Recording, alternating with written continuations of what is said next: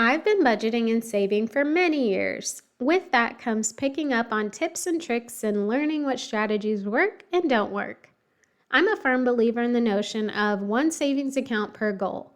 Not only does this keep you organized, but it also keeps you on top of how close you are to reaching that goal. I currently have 7 primary savings accounts. Each of them has a specific purpose and a specific strategy behind them. In today's episode, I'm breaking those accounts and strategies down. I'm doing this to inspire you to get strategic with your own savings accounts. I also want you to get an idea of how I think about saving in the hopes that you'll take what works for you and thrive. All right, so let's get to my savings accounts and strategies. They are in no particular order, so I am going to kick it off with savings account number 1, my emergency fund. The strategy for this account is that it is saved in a high yield savings account. So my primary savings account is my emergency fund. At first, this account started with 3 months worth of expenses, and then 6, and then 15 when I decided to run City Girl Savings full time. I admit I was probably a little excessive with that 15-month goal, but I personally run more conservative with my risk tolerance. I don't care who you are, what you do, or how much you make. You need an emergency fund. An emergency fund is there to pick you up financially when things don't go according to plan. And trust me, things always come up to throw your plan off. Everyone's emergency fund amount will vary, but I think $1,000 is a great starting point if you are focused on paying down debt. And if you are debt-free or maybe you don't have high interest debt, 3 to 6 months worth of expenses is a great goal. Now, I mentioned that this type of savings is saved in a high yield savings account. So I want to spend a little bit of time talking about this. I know this was a City Girl Solutions question, so I did explain it there. I can't remember which episode that was in, but high yield savings accounts are savings accounts that come with a higher interest rate than a normal savings account that is found at a standard bank. High yield savings accounts are often found at online banks, and I'll make sure to link to a few of my favorites in the show notes. But because these online banks have less overhead than brick and mortar locations, they can actually afford to pay out more to their customers in the form of interest.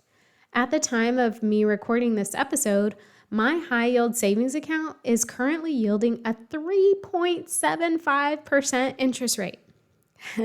Now, compare this to a regular savings account at Wells Fargo, Bank of America, common banks, 0.10.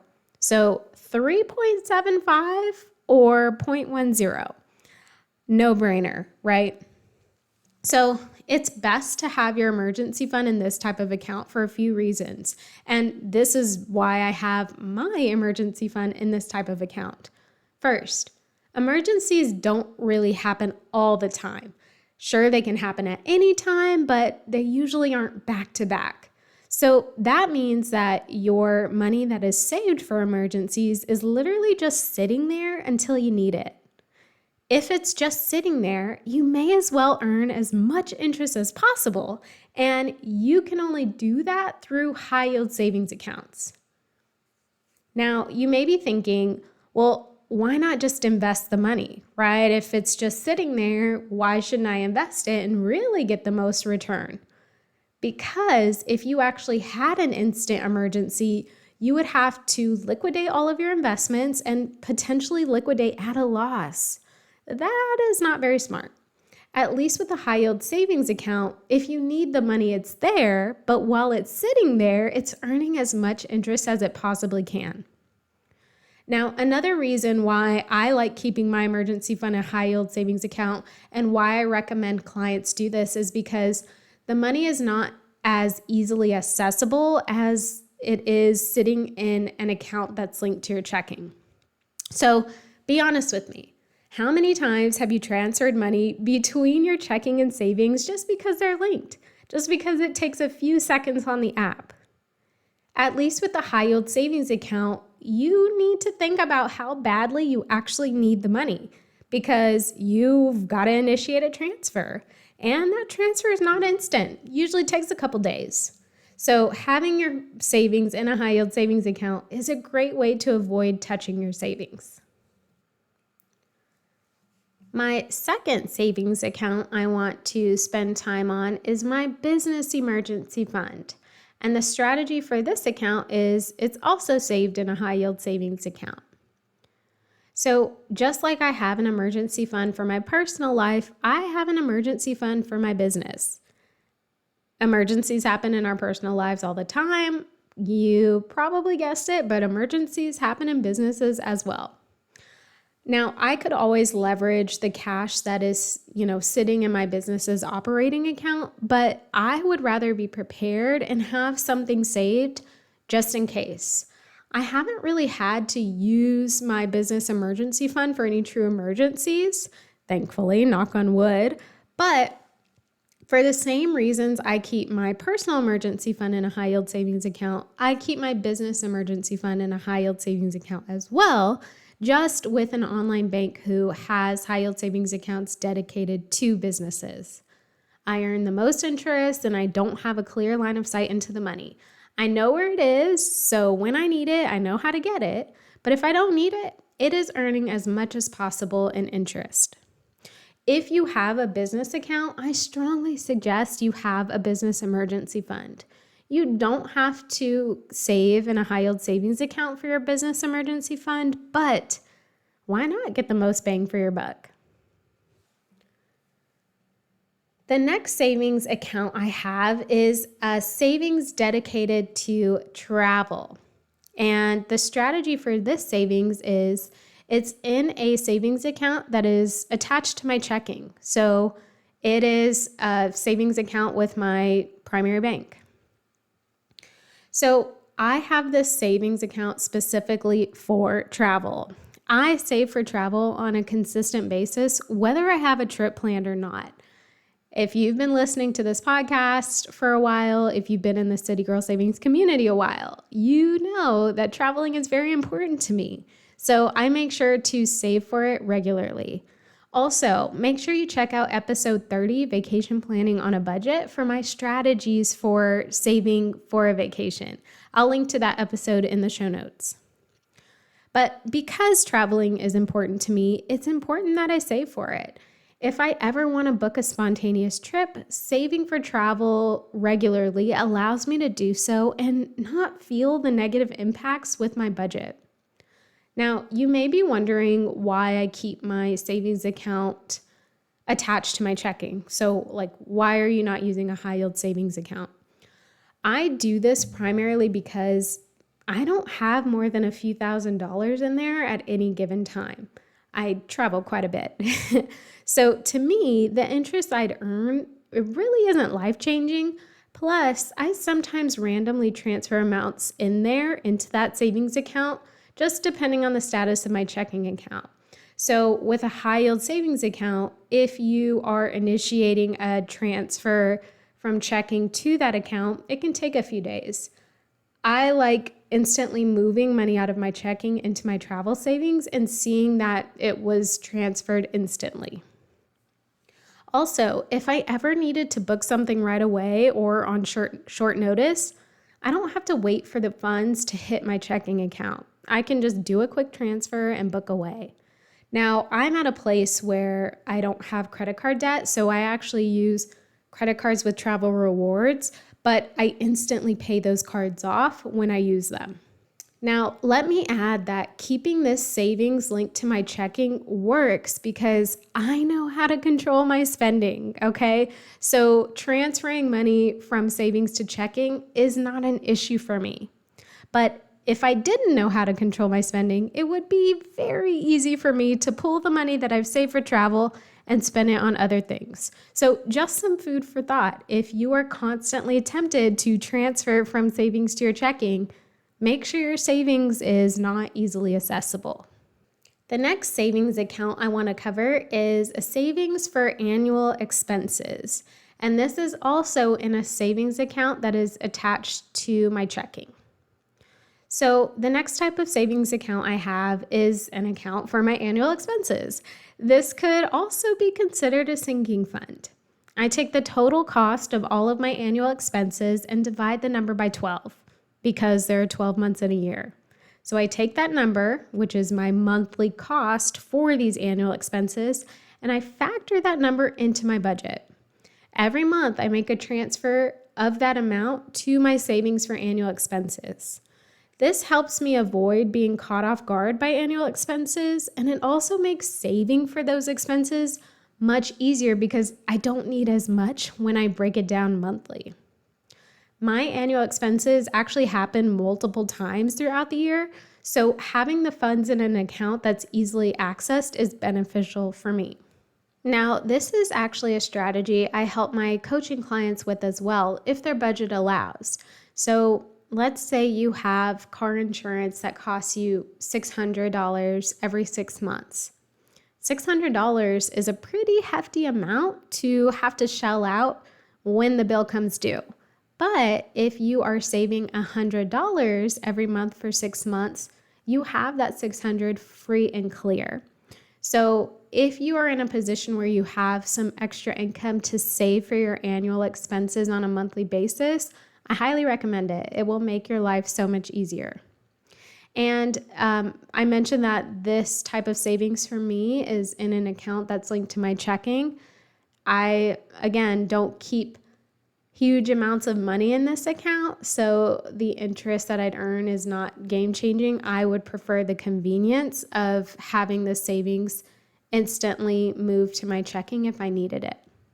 Okay, the next savings account I have is a close by savings. And I say close by in quotations, and I'll explain that. So this is also a savings account that is linked to my checking.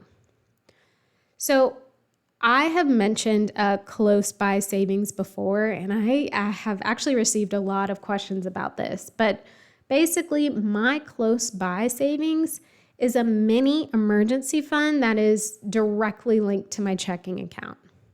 So I know I mentioned this, high yield savings accounts are great, but it can take a day or two, maybe 3, for the money to hit your checking account after you've initiated the transfer. Sometimes I need money faster, so I like to keep a small amount of money in a savings account that is linked to my checking for any emergencies that need a quick resolve, okay?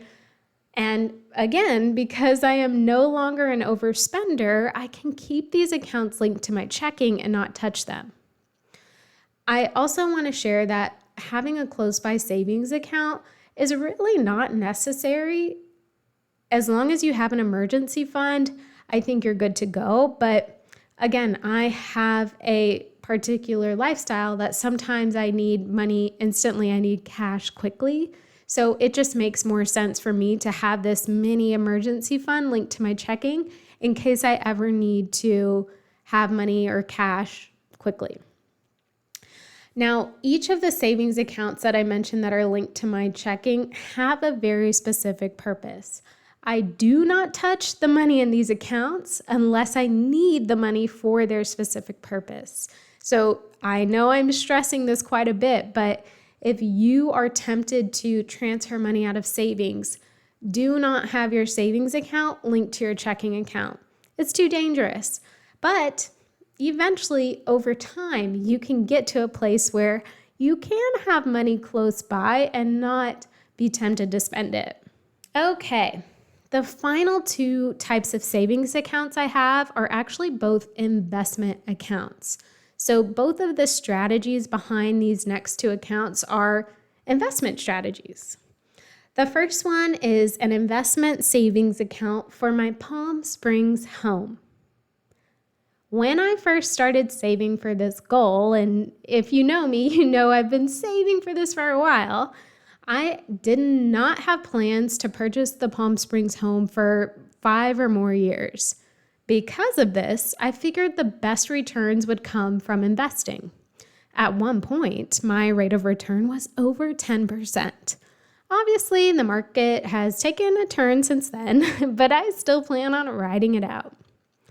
Investing is a great strategy for saving for long-term goals. Having a specific amount of money invested every month can help you save and accumulate more in preparation for reaching your goal. I currently have $50 a month going into this account. At times, I'll do larger lump sums, but even $50 a month adds up over time, especially if it's invested.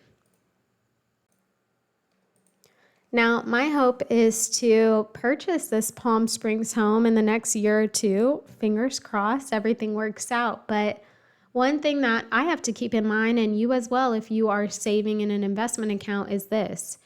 If you do liquidate the money, so you sell your investments to take your money out to pay for the goal, if you made money, so if you had a positive return on your investment, you will have to pay taxes on that positive return. Okay, so not taxes on the full amount of your investment account, but taxes on the gains that you made.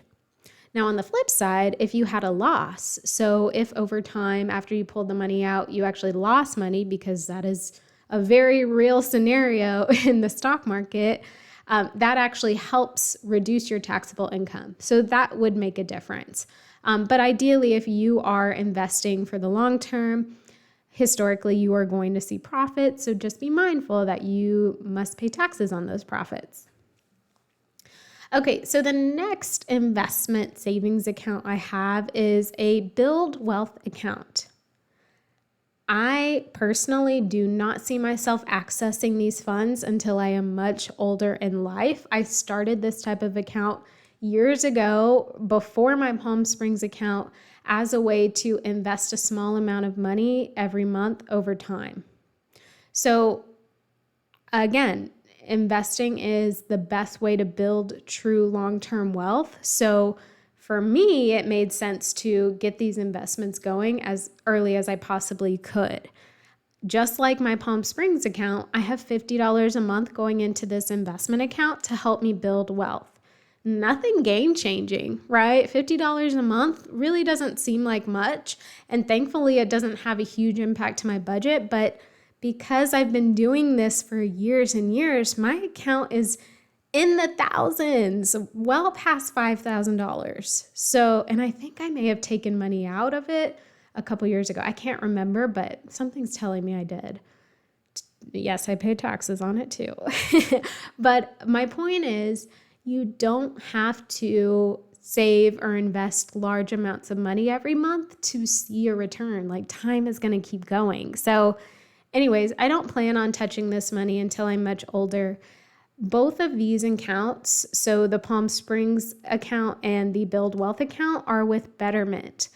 I've mentioned Betterment before on this podcast, but I love Betterment from an investment perspective because, one, it's very user-friendly, but two, they have this feature called their goal forecaster, and you can see what $50 a month will do for you in the next 5, 10, 15, 30, 50 years. It's totally game-changing and just goes to show that $50 a month truly can be game-changing. So those are my primary accounts. It's the 7 accounts that I have, but I did want to make sure I mentioned one more additional account. So this is kind of a bonus savings account, but it's my Roth IRA. So the strategy for this account is it's a retirement account. It is a Roth IRA, also with Betterment. I didn't originally include my IRA in my list of savings accounts, but I wanted to at least mention it. Since I have no intention of using this money until I retire, I often overlook it. But saving for retirement is still a form of savings, and I am currently in year 4 of my IRA, and I strive to max it out every single year.